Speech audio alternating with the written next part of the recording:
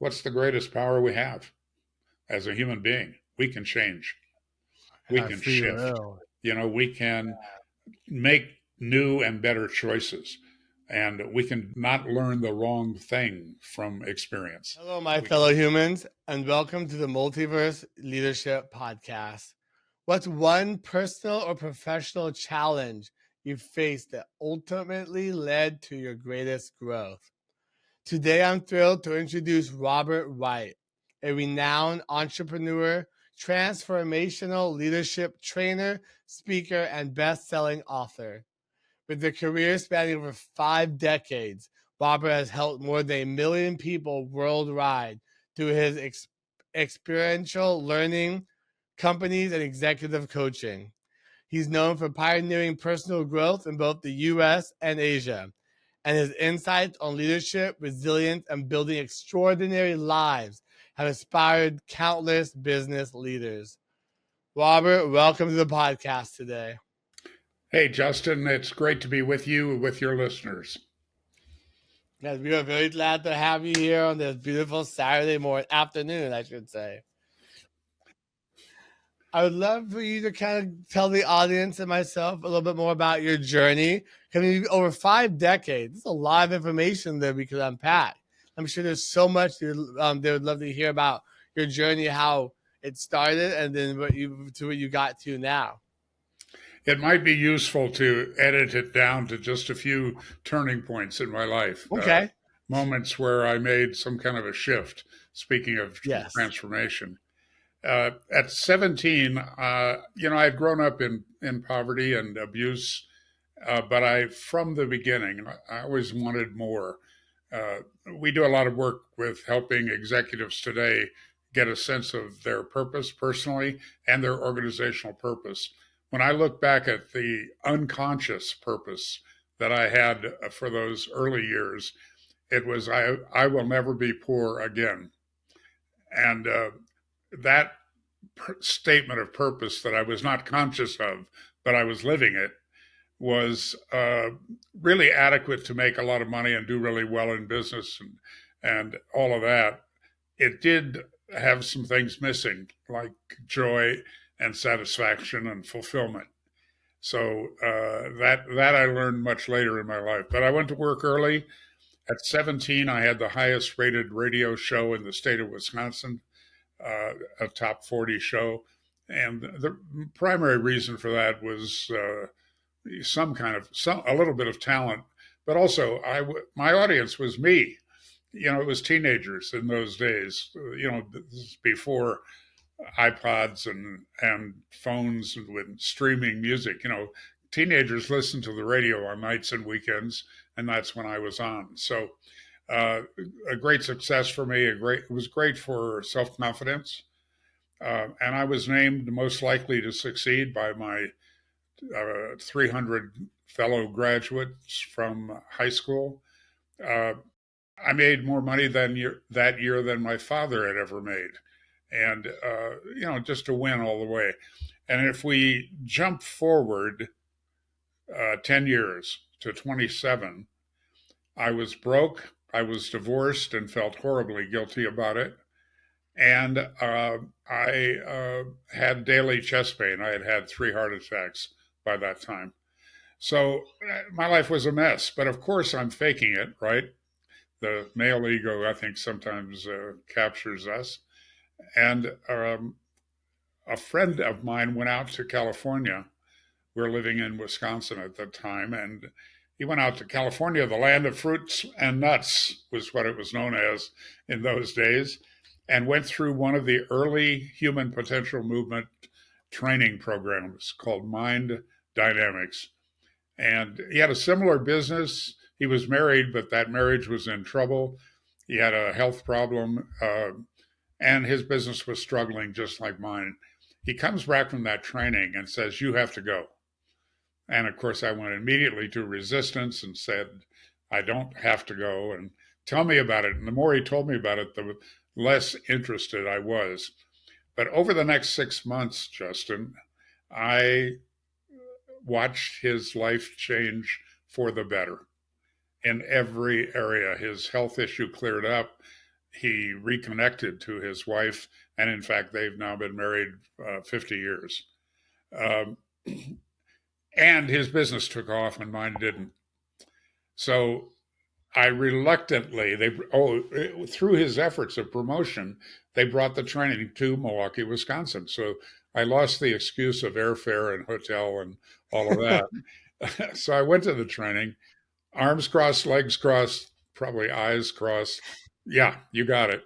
Whatever, You man. know, it was, I was cynical and negative and critical and all kinds of stuff. And 4 days later, my life changed for the better. And it wasn't instant, but the tools, the perspective that I gained from those 4 days over the next few years radically changed my life. For one thing, in the training, they didn't mention one word about money or business. And yet my business tripled in the year following that training, and it went up 10 times the following year. And I started making more money in a month than I'd ever made in a year. And a simple way of saying what created that was that I got myself out of the way. And that is one of those linguistic things, where you capitalize the S in self. I got that person out of the way and allowed myself to become more successful. But also my relationships cleared up, and I felt better. Oh, my health got better. Everything. I went from daily chest pain to none, and which confused a lot of doctors. But that was a big turning point. The next one was that a few years later, I had enrolled over 400 people in the Mind Dynamics training. My sales force and contacts and family and friends. And I didn't do it for money. I wasn't being paid. I didn't understand the training. I just knew that if people went through it, just like me, their life got better. And particularly when you run a large sales force, that really helps. When salespeople get rid of reasons and stories and excuses and start really fulfilling their potential, magic happens. So I did really well. And what I didn't realize is that Mind Dynamics, the company, knew about me. I didn't know much about them, but they knew about me. And one day the phone rang, and it's the founder and chairman of Mind Dynamics inviting me to come out. He called to say thank you and invited me to come out and meet him in California, which I did. My first chance to fly first class. It was a big deal for a young guy. And 10 days later, I was president of Mind Dynamics. I took a 70% pay cut to do it, but I just I knew it was right for me. And so I moved with my family to California, and spent 4 years running Mind Dynamics, and learned so much about the training business of the business, because that was my job. Alexander handled the material and the training of trainers and all of those things. And he was the spirit and the source of the company. I just ran the daily work of it. And the first 2 years kind of straightening out his US business. And then the second 2 years, spreading the word to 7 foreign countries. So I got to travel. And an incredible experience for a young guy. And so we opened foreign subsidiaries in Italy, in Germany, in England, in Scandinavia, and in Copenhagen, for serving all of Scandinavia, in Finland, of all places, and Australia. The only country where I had an opportunity and said no was Japan, ironically, because now I'll do the rest of the story, I guess. The ownership of Mind Dynamics changed. Alexander left the company, sold the company, and retired. And it didn't work for me. It no longer worked for me. So I quit. And I started a company called LifeSpring, which went on to have 17 training centers in the US and very, very successful, over 500,000 graduates. However, it didn't work for me. My own company did not work for me. And Ooh. that informs a lot of what I do today. Um, Justin, what I realized is that this thing that we now promote strongly in our work is that in an organization, you have to be crystal clear about your purpose, your vision, your values, and then your strategic intent, which includes your goals. But I didn't have those words when I started LifeSpring. And what I've realized looking back is I woke up one morning 6 months into my tenure with my own company, having invested every penny that I had in it. I was the sole funder. And I realized that I didn't describe it as the purpose, but rather the unique reason for existing, which is kind of a definition of purpose. I realized that Alexander had handled the culture of Mind Dynamics. I just enjoyed it, but he lived it.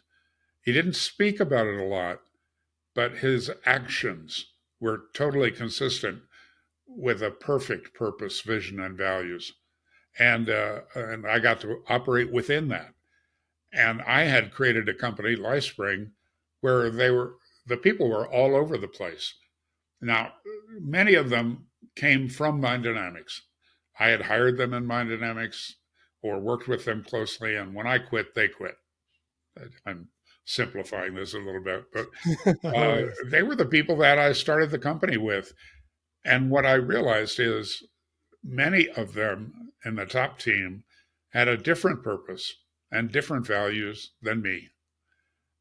And that's when you start not sleeping well and drinking a little too much wine and, stuff like that. So Things I are out of alignment. quit my own company. That's the next turning point. So now I'm broke again. And I'd spent all my money on LifeSpring. But in that 2 years after I said no to Japan, because of the expenses there, because the language is backwards, a lot of reasons for that. Uh, they contacted me monthly for 2 years, and but now I'm unemployed. I've got a family, I've got a mortgage, all that stuff, and no money, and I'm somewhat unemployable. you know, I've been pretty independent, and Japan called me and said, "Come for just 90 days, set up a program, and we'll pay you for 1 year." Wow. The solution. And years later, when we're doing 4,000 students a month, uh, new students a month, people would say, "Oh, you must have had a vision for this." Like, the, yeah. truth is, I needed a job, and I think, though, at a deeper level, that God was taking care of me, was putting me where I needed to be. So that company, which I named ARC International, ARC, which is an acronym for Awareness, Responsibility, and Communication, which is what we still teach and build all of our programs around. But ARC had 7 training centers in Japan, 2 in Taiwan, Manila in the Philippines, Seoul in Korea, Sydney, Australia, Hong Kong, and then also on the mainland, an illegal one in Guangzhou, China, back before foreign companies were not allowed there, but we did that somehow. And we became the largest training company in Asia, the second largest in the world. We had 240 full-time people, including Wow. 70 of these experiential trainers, and also 60 contract trainers for bumps when we couldn't deliver with our paid staff. So that's my story, and I've lived abroad off and on, but for 23 years of my working life, and I've been involved. Last night I was on the phone to Hong Kong. I still have interests there, and many graduates there, and former staff there. So, and then I kind of retired, the last turning point for this way too long story. At 46, I semi-retired. I moved to Aspen, Colorado. I skied 80 days a year. I remarried. I had two birth children and two adopted special needs kids. I traveled with the late John Denver for 6 months. I spent a month on safari in Africa. Traveled all over the world, and just had a wonderful experience. For the first time, I wasn't working 24/7, you know, typical entrepreneur up until that time. And so I really enjoyed 12 years in Aspen. And then I lost control of my company. My wife left me for a lawyer.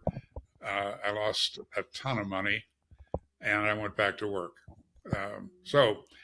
Today I'm working with senior executives and their teams, many entrepreneurs, private owners, What a and tailspin. working on them to improve performance, but also to include joy and satisfaction in their lives. So that's enough. Yeah. Thank you so much for sharing that. There's a lot to unpack there. Been quite a journey you've been on, ups and downs, different companies. I wanted to go back a minute. I wanted to find out. So when you went from Mind Dynamics to LifeSpring, I wanted to understand, because you said earlier that the founder of Mind Dynamics, he's the one that kind of brought the culture, and you didn't realize that. You were just working for him. So when you went from Mind Dynamics to LifeSpring, and you noticed that there was no culture, am I correct? We did not have a alignment around a commonly held notion of our purpose, vision, and values. Okay. People were pulling in different directions. And working Yeah. with clients, today, I find similar things happening in many companies where, Yes.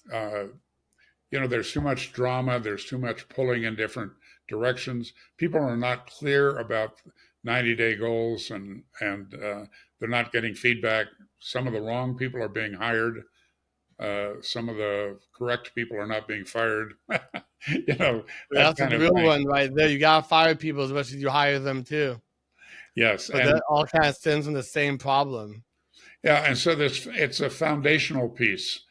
Uh, the kind of people I work with, they're uniformly very intelligent. They work really hard. I mean, like really hard. They have a good spirit about them. What they're not doing is paying enough attention to their culture and getting enough people to share their dream. Yeah, that's why I was going to ask about that, because what you're saying earlier about the vision and the goals and getting them on board, that seems like that's so important. That goes with creating the culture. Yes. And if you don't have that culture, then no one's going to understand the vision. If you don't understand that vision yourself, how are they going to understand it? Most of our training is around experiences, and it's an experiential learning model. And that's a difficult thing to describe. It's like there's a book published here in Colorado that I don't recommend, but the title is outstanding. The title is "You Don't Learn to Ride a Bicycle from a Book." And what do you mean? I can read it and learn anything. So I like that title. The experience is most powerful. But we've always had problems describing it. And one of our trainers in a meeting one day, I don't remember how this happened, but somehow we started talking about how do you define culture. And this trainer said to me, culture is the way things are done around here. And that's a very simple expression, but it's actually pretty powerful. How do you make decisions? What is the framework? What's the foundational structure for how an operation works? For that matter, how a person works. How do you make decisions, and from what kind of a base? And it is purpose, vision, and values. So it's the way things are done around here. I love that, because I have worked with many companies who they're not in alignment with their vision or purpose, and their culture is just very chaotic all over the place. Like you were saying earlier, They hire the wrong people. They don't fire people when they need to, and then they don't take care of their high performers, and then they end up leaving. How does your new company help people find that purpose and vision to help them fix their culture, or is some culture just unfixable? Justin, there have been 1,300,000 people who have graduated from these leadership trainings in LifeSpring and ARC International. So we have a lot of experience. And basically, what we've learned to do is a series of exercises of guided conversations, focused conversations, either one-on-one or in a small group, and learning games and simulations. So I have a lot of examples of that if you want to hear one, but Yeah. it's really creating an experience. So does that work the same for, say, a small company versus a larger one that may have multiple locations? You know, the initial experience has a certain limit to make sure that everybody is heard. But I generally work with groups of between 15 and 35 with the first training. But as an example, with ARC International and our corporate division, I mean, we had 14,000 graduates at Chase Bank, 18,000 graduates at Duke Energy. I mean, we had, because you do the top team, and then they say, well, we want you to bring this to middle management. With Duke Energy, we got all the way down to the guys that climb the poles, the electric grid. So, but the message is essentially the same, a little bit different depending on their level of accountability. And, the challenges that every level faces can be quite different. So we tune to that. But the idea is that on the initial experience, you want everybody to be heard. And so I kind of limit it to 35 for the first training. That's the top team and the key managers. When you say everyone to be heard, meaning what do you mean by that exactly? Like they all have a voice and say, because not everyone who is going to be heard is we're going to do what they need to do or want to do. Well, and there's quite a difference, by the way, between Asia and the United States or Canada or Europe, the Western countries, Western economies. If you are doing our kind of training, which involves getting people to tell the truth, is a big part of it, their truth, and then the truth about the organization, and then working on that together. So to do that in the United States or in Europe, what you have to do as a trainer is you have to grab control of the room, because many people come to these kind of trainings under protest, or I don't want to be here. Why the hell am I here? Yeah. Now they sense that they're going to have to tell the truth. I think, and I think our experience bears that out. And also, all of us have belief systems that we defend at all costs, including even failure. I mean, our belief system can be functional, can really support us and help us, but it can also get in the way of accomplishment and really fulfillment and satisfaction. So some people have a strategy if they go into kind of a training experience of resistance. I wonder who does That's a that. good strategy sometimes. I wonder who does that. That's what I did. And so the trainer in a Western setting has to grab control of the room, because there are people there who think that the safest thing for me to do is to be a disruption here, to question the trainer. Well, what are your qualifications? That kind of thing. And start to pick apart small points on day one, when small points are not really the subject, right?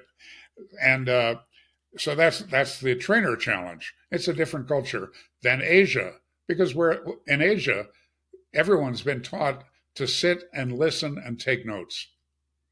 You never challenge a trainer in Asia, a professor, a teacher. It's just not allowed. So what? I've never heard of that. I challenge everyone. I would do horrible there. So we had to shift the training when I first went to Japan, and all of our trainings after that, so that at the beginning of the training is more engaging people to get them to speak up. Where in the U.S., I'm exaggerating a little, you're trying to get people to shut up and just listen and get the context of what we're doing here. So, and you learn those kind of differences the hard way, by the way. That things that worked in the U.S. didn't work in Japan. Things that work in Japan didn't work are in the U.S. So it was all part of the learning experience. And underneath all of that, people are the same everywhere. We're concerned about our families. We want to succeed in whatever work we're doing. We want our work to matter, have some Perfect. meaning to it, and that's true everywhere in the world. We want to do better. The human being is wired for that. So, uh, but many things can get in the way and do, and then we begin to think that we can't affect those things that are getting in the way. And the truth is, what's the greatest power we have as a human being? We can change. We can Free shift. will. We can make new and better choices, and we can not learn the wrong thing from experience. We can let that go. I feel like we've forgotten that a little bit. Yeah. So anyway, that's what we do. We work with teams that are, and I have two kinds of clients. One kind are the people in trouble, declining margins or losing key staff, uh, or they're like me, they're going home and drinking 2 glasses or 3 glasses of wine to go to sleep. They're up at 2 a.m. playing uh, online poker and losing our retirement money. Uh, Stuff like fighting with our wife or our husband or ignoring them. All of those kinds of dysfunctional things. And in the company, it's just a struggle. So that's one type of client. The other type, and they're actually there are more of them. They're the majority of my clients. It's people that are doing pretty well, and they have a sense of what's possible for them and for their company in the future. Yet they have enough awareness to know that they're going to have to shift something in order to accomplish that future that's bigger and better. And maybe they've tried a few changes, expansions, or new products, or different things, and struggled with them and realized that the people that they hired 10 years ago and were great helping to build the company are no longer in the right seat, or maybe should not even be in the company anymore, or maybe need a fresh perspective and a fresh way of working together. Um, I'll tell a parenting story that I think has a lot to do with business. I have 3 girls. Well, first of all, I had 8 children. I did lose a child, an adult child, recently, but the first 5 were boys. And I'm not going to say I did everything right. I did not, but most of the time I knew what they were up to, because I have been there. I was a boy growing up, so I was usually at least a half a step ahead of them. In a rare moment, a full step ahead of them. Then I get these 3 little girls. So I'm driving one day, and they're all 3 in the back seat, and I'm alone. I'm the driver, and they're fighting. Now, if my sons fought, it was always physical. You know, somebody hit somebody, somebody has someone in a headlock, somebody tackled somebody on the ground, big war. And then it stops, and 5 minutes later, they're best friends again. That's it. Very simple, right? This is what I've learned from experience. And then Yeah. with girls, they don't fight physically, they fight with words and they fight with silence. which is really evil. Yeah, that's dangerous. I'll so drive even so crazy people mad. they're in the back seat and they're fighting about something, and I'm tuning it out, trying to listen to the radio. And finally, I couldn't take it anymore. I pulled off the road and turned around and said, "All right, what's going on?" So my oldest daughter, uh, oh no, the middle daughter says, "Megan borrowed my shirt and she brought it back dirty." I turned to Megan. I said, "Is that true?" She said, "Yes," kind of like that. Yes. I said, um, have you handled it, Megan? Kind of. And Megan says, "No." And I said, my trainer stuff kicks in, and I said to Alicia, "Alicia, are you ready to let this go?" She said, "No." And somewhere in that conversation, I realized they weren't talking about today or this week. So I said, "When did this happen?" And she says, "Last summer." This was summer. Last summer. And, she's still holding on to it. Uh, so I learned the difference between boys and girls in practice, not a sophisticated understanding of it, but I've noticed that these women start very young remembering things and holding on to them. You're just like your father. I remember when. Yes, exactly. So back to business. And when we go into a company and working with the top team, we find people that haven't spoken with other leaders in the company for a year or 2 years because of some perceived slight or insult or something, and they don't talk about it, and it doesn't get cleaned up. So they're, as a dynamic, they're laboring with a heavy weight on the whole organization. Uh, because Everyone feels that. everybody knows that John is a grump. So avoid John. Well, sometimes, you really need to be including John, right? And so clearing some of that up, dealing with blame, shame, regret, guilt, the things that we learned about in the personal growth trainings, we bring into the corporate work to have them complete their past and encourage them to let it go. A fresh beginning, somewhat. The second piece of what we do is to get people to tell the truth about current reality. One of the things that, and particularly in business, is that we live in a story, and sometimes that story is very self-serving and ignores really important things. And we all know the story of the guy from I've forgotten the name of the mid-range computer company, digital something. Anyway, he said when personal computers were invented, he said there's no market for those. A few scientists and university professors will use them, but that's all. That's living in a story, and especially now, fast moving times, those Those stories stories are dangerous. those stories are dangerous. Exactly. So that's their second point. If people learn to better tell the truth about their current reality, and they've done some work on completing their past, taking the energy off at least. It doesn't mean you forget about it, but if you drop the negative energy, that's the important part. Yeah.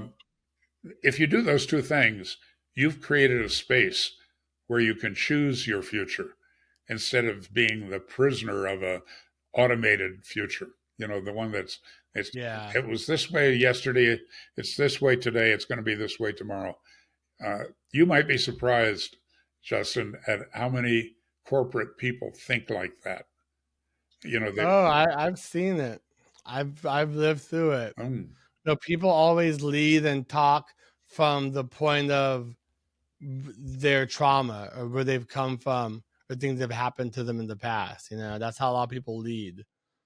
And that's how, like, when you're talking about, all that gets bottled up, or they bring up stuff from a year ago because they're coming from a place of trauma or a place of unhealing a lot of the times.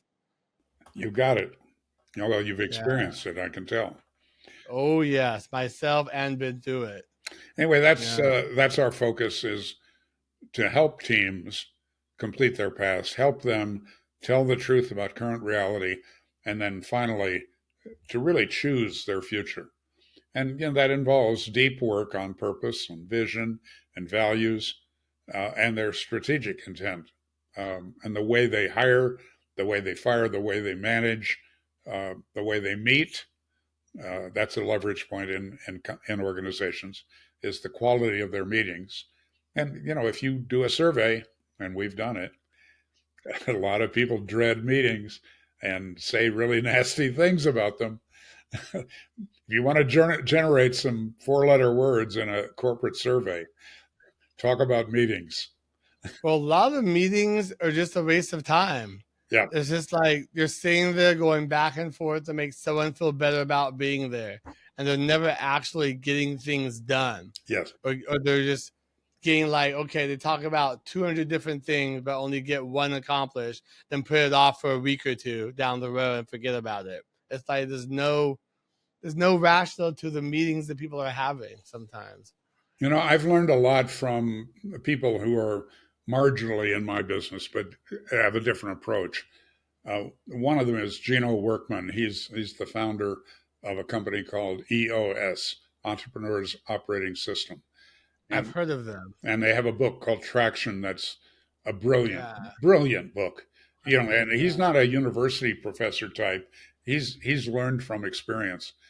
But when he talks about some of those things you're talking about meetings, about how you hire, how you evaluate people, I remember reading the book thinking it's something that's often said about me.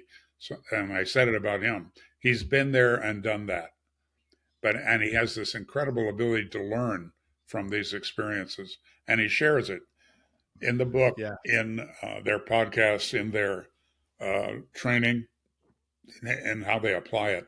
So I've learned a lot from him about what I was doing right, mostly accidentally, and also what I was doing wrong in my own company. So, so there are people out there that really can be resources in these key areas, and that's what we try to be. I feel that. Definitely. Thank you for sharing that. I wanted to ask you, in your experience building all three of your companies and training people, are there any kind of commonalities that you've seen of people that are going to succeed versus people who aren't going to succeed? Or maybe they should find maybe a different job or different purpose? The I'm not the first person to say that powerful things appear in units of three, and that's certainly been true for me. And one of the things that I look for when I'm talking to a new client or potential new client is three things: focus, alignment, and commitment. If I asked a senior executive, an owner, an entrepreneur, how focused are your people, and then I define that. How many of your people can tell me exactly what you want to accomplish in the next 90 days? They almost always say, oh, everyone. and uh, and I see that sign on the wall, see that poster in the break room, see this coffee cup that we bought for everybody, That and no one still pays attention to? and he's totally serious. And then you go out and interview those people, and what you find is they're scattered all over the map on what the 90-day goals are, much less a 5-year plan or a 10-year plan, which is usually just a pipe dream. So that's the first piece that I notice in organizations. And again, it's that telling the truth about current reality. The psychological profile of most entrepreneurial executive leaders is they don't listen very well. So they actually don't know what's going on, and they don't know how well whatever it is they say is received. The second piece is alignment, and frankly, the alignment is to purpose, vision, and values. If people are not say 80% aligned to those for the company, that's when mischief begins. All kinds of mischief. All hell No, breaks loose. yeah, exactly. Or worse than that, it's the hell of silence, where you don't talk to somebody in the other division, yet you count on them for something, but you don't talk to them or listen to them. I've You know, experienced that that. kind of thing. And then finally, it's commitment. And that goes back to what we've learned in our personal growth work, that it all begins and ends with what you're committed to. And I've lots of stories about that. Well, I'll share one of them quickly. Yes. When I was living in China from 2014 to 2020, I had to come back to Colorado 3 or 4 times a year because my adopted daughter was struggling with many things, and I had to be on the scene to help. It's my daughter. I'm not going to ignore it, right? But while I'm back, I listen to the local news, read the local newspaper, I kind of tune in again to this state that I've adopted as a home, even though I'm bouncing out of it so often. Uh, and I saw on television a story about, in Colorado in the spring, we're 1/3 of the state is mountains, the Rocky Mountains, and a lot of snow falls up there, and that's our storage system for water. It's a semi-arid state. So in the spring, that snow and ice start to melt. It comes rushing down the rivers between the mountains and into the reservoirs, and that's how we can drink and take a shower. So uh, usually there is a road matching that river down the mountains. That water seeks, the easiest path, and that's where they put a road. So there's a guy driving his truck down the road with his teenage daughter, 13-year-old daughter, and he loses control of his truck and it flips over into the river upside down. He is not wearing a seatbelt. He is thrown out on the bank. She is wearing her seatbelt. Good girl. She's now trapped in the car upside down with the seatbelt pretty inaccessible, right? And The irony. right, and of course she's semi-conscious. So the story is the guy jumps into the river, swims out to her, swims down, gets the door open, gets the seatbelt unhooked, grabs her, who's now unconscious, and carries her to the shore in this rushing torrent of water. So that's a great story about a commitment. What it leaves out is that when the guy hit the ground, when he was thrown out, he broke his collarbone. He had one arm that he couldn't use. The other piece is he did not know how to swim. Damn. What a story, right? And that's commitment. Hell yeah. His commitment to his daughter's life was such that it didn't matter that he was in screaming pain, I only had one arm, and didn't know how to swim. His daughter was underwater and was going to die. He did whatever he had to do. And in my experience, that those 1,300,000 people that did our seminars, by the way, we had no advertising, we had no marketing, we had no sales force. It was all referrals. Well, how do you build a training where you got to pay the trainer, you got to pay for the room, there's all kinds of expenses. And if you put 20 people in the room or 300 people in the room, the finances are really different. And I can tell you stories all day long about people on our staff who were at 200 with a 300-person goal for that month. And they got the final 100 people in a day and a half. I mean, story after story. We had the most committed people on the planet. And it started. Where do you find them? And yeah, I acknowledge that some of it started with me. But what happened more importantly was they bought into the notion of commitment, that if I make a promise, I'm going to do whatever is necessary to keep that promise. And getting that kind of spirit in an organization is magical. So focus, alignment, and commitment. That's what I look for, and that's what we move toward in terms of creating a result for the client. I love that. That was a very powerful story because that really goes well with how companies and other people are struggling nowadays. Yes. That's like them in a nutshell right there. The company is the guy with the can't swim, no collarbone, no left side, and try and get out to the rest of his people and take their belt off to save him. Like, my goodness. That's one of my favorite stories that you've told today. It's really going to resonate with me. I'm sure it resonates with our audience. You know, That's Justin, powerful. I know we're drawing near to the end of this program, Yeah. and I want to mention that we've really studied this how to be successful thing for a lot of years and with a lot of hands-on experience. And you know, we've had people, really smart people, but most of it comes from learning by doing ourselves and working with people the way we do. And one of the things we noticed years ago in Japan was that uh, you know, we had a money back guarantee. If you didn't get value from our initial training, just tell us and we'll give you your feedback. And so we have numbers for that. And for 17 of those 22 years. And it was 1.7% asked for a refund. Now, the staff, they would say that, well, that's because some of the graduates tell people, just do the training and then tell them you didn't get value. You'll get your money back, even though you got the value. So I acknowledge some of that might happen.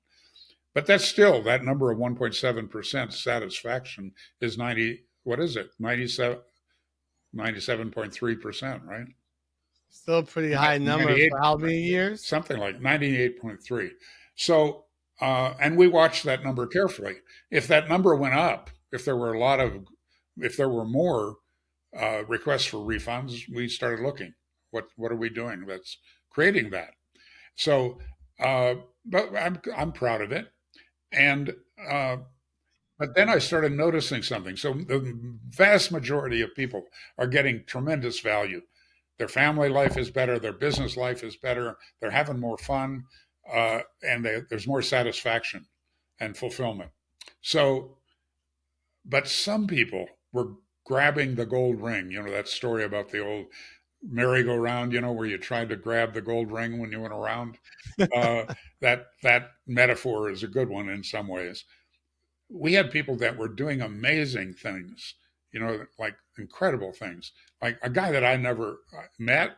I mean, you know, it was a big enough operation. I seldom met a student. And, but a guy came who was the first Formula One driver from Japan. And of course, Wow. sponsored by Honda because they're selling their engines, how great they were and still are, um, in my experience. And uh, he'd never won. He'd never placed in the top 10. He's got the finest engine technology underneath him, right?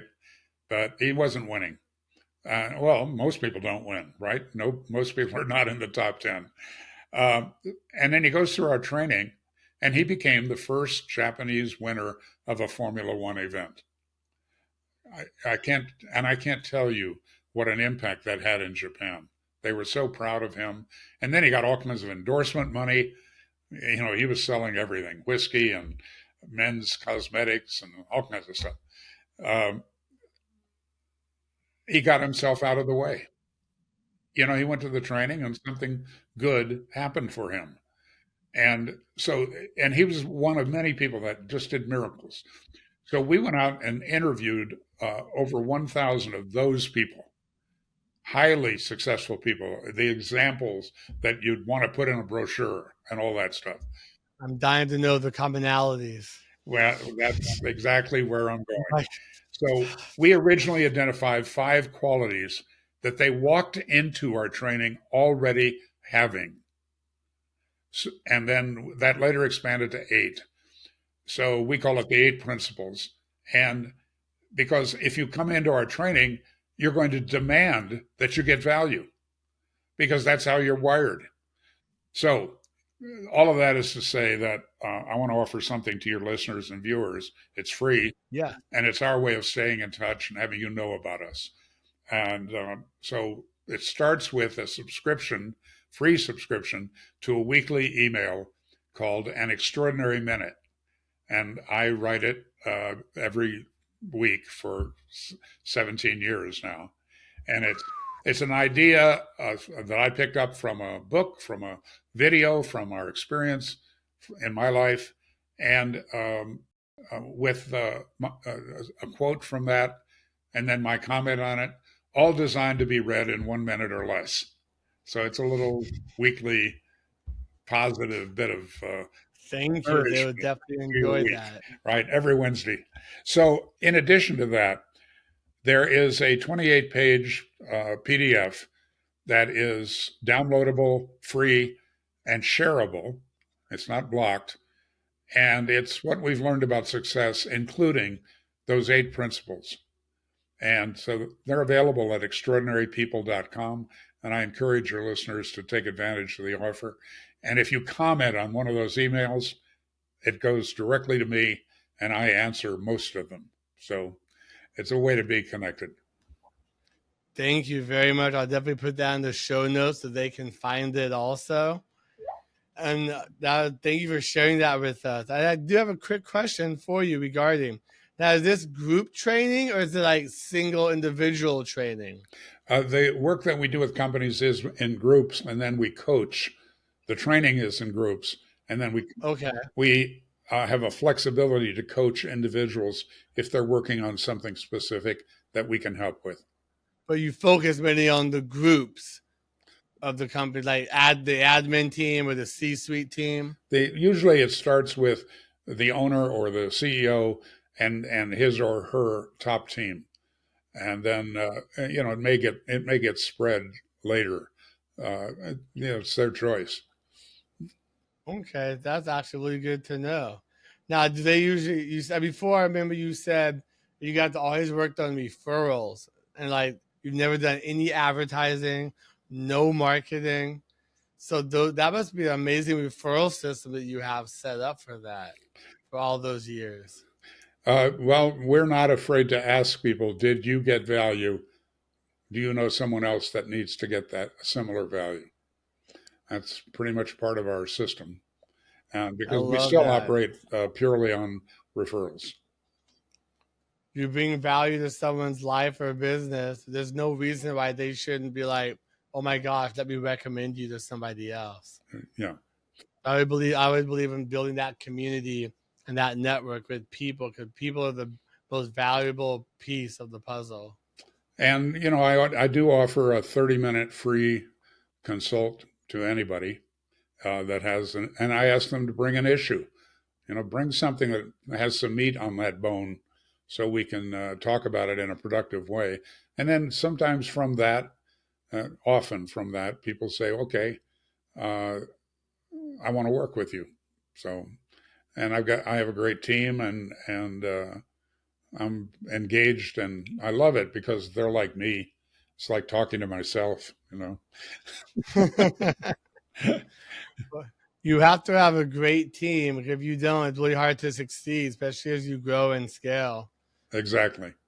And, a lot of people compensate by overworking and just kind of, and working on the wrong things. They stay busy and not productive. The late, the book, Seven Habits book, talks about Yeah. paying attention to the important, not to the urgent. And a lot of my clients spend their whole day and week and month and year working on the urgent. And there is stuff that, just comes flying at you every day. Everything is urgent. Yeah. Urgent is not important quite often.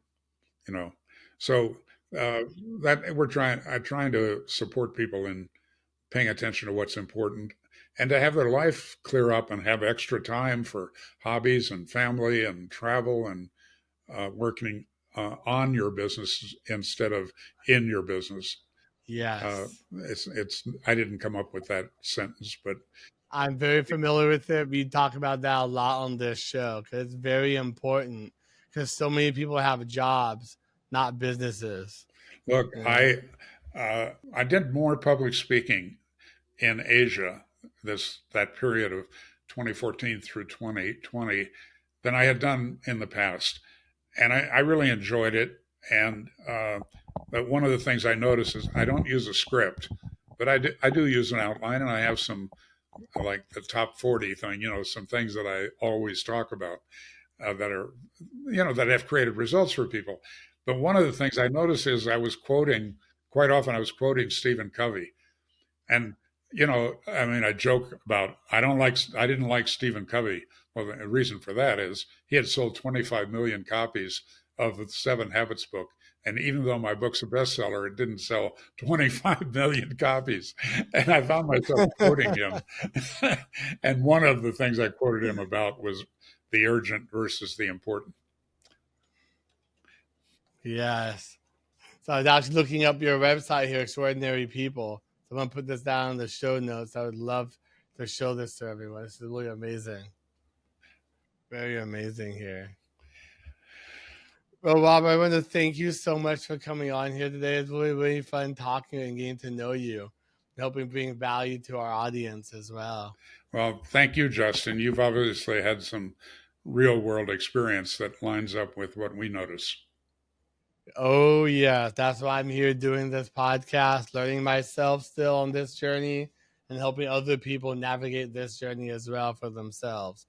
Because all the stories we tell, the people we work with, they all kind of come together and they help other people navigate this area, let them understand and know that they're not alone here, that they can reach out and have other people out there in the world help them, It's okay as an entrepreneur to ask for help. We need to ask for help. It should is ask for help. it is a problem that, especially men, quite frankly, we don't I like keep to ask hearing for that. help, or we don't like, it's the classic thing about taking the family trip. We don't like to ask for directions. I got this. Where are we? I don't know. Don't worry about it. I know a lot of that stems from a lot of this upbringing from over the years of like, well, men have to do this, men need to do this. They provide the family, they do this. And it just kind of accumulates, and then we realize we have to do everything. Or my God, or I'm nothing if I can't do it. I can't provide if I can't figure this out.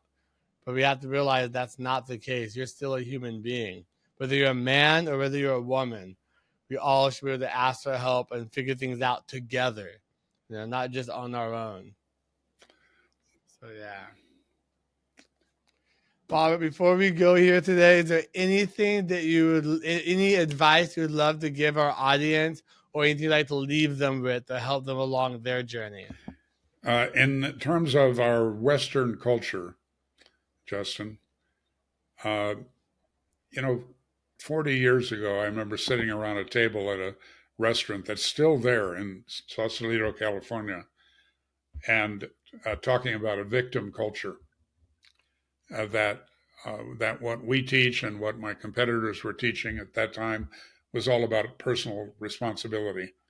And we were talking about, well, we better figure out a second career, because within 20 years, the government, the educational system, all corporations, all organizations will be teaching what we're teaching.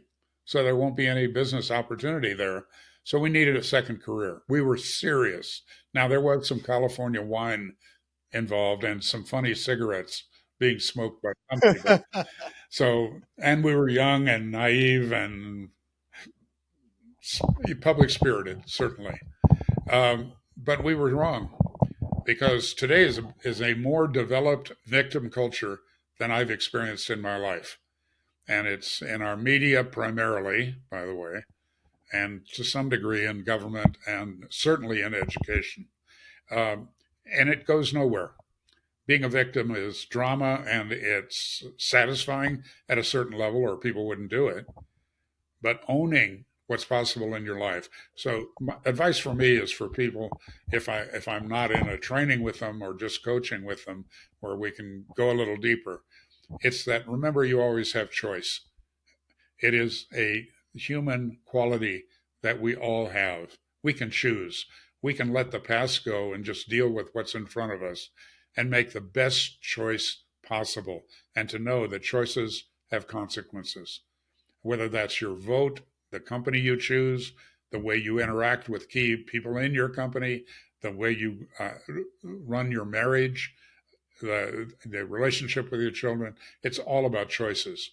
And to the degree that you can get off of automatic pilot, get off of "they did it to me," the victim role, but you're going to be moving against the tide, against the culture. You're not encouraged to take responsibility for your own life, but it's all about choices. And if you can get better at noticing your choices, you are your own coach, you're your own trainer, your own development expert, because you're learning from what worked and didn't work in your own life. Wow, that was very well said. That sounds like that's some years of experience. Hard earned. And it sounds so simple, but yeah, it's so hard to do, it seems like, for a lot of people out there. It's easy to fall into. What I've noticed about myself is that I'll catch myself being a victim occasionally. And what I notice is that I'm the guy that wrote the book. My book, What am I doing? My book, Living an Extraordinary Life, is about personal responsibility primarily. And even I wrote the book, I teach it, I speak on it, and here I am being a victim. And what I figured out is I'm just a more sophisticated victim. I know how to sound like I'm not being a victim when I am being a victim. It's so embarrassing, Justin. That sounds conniving a little bit. Tell me more. Well, you also got to give yourself grace, because you have to remember you are a human being, whether you wrote the book or not.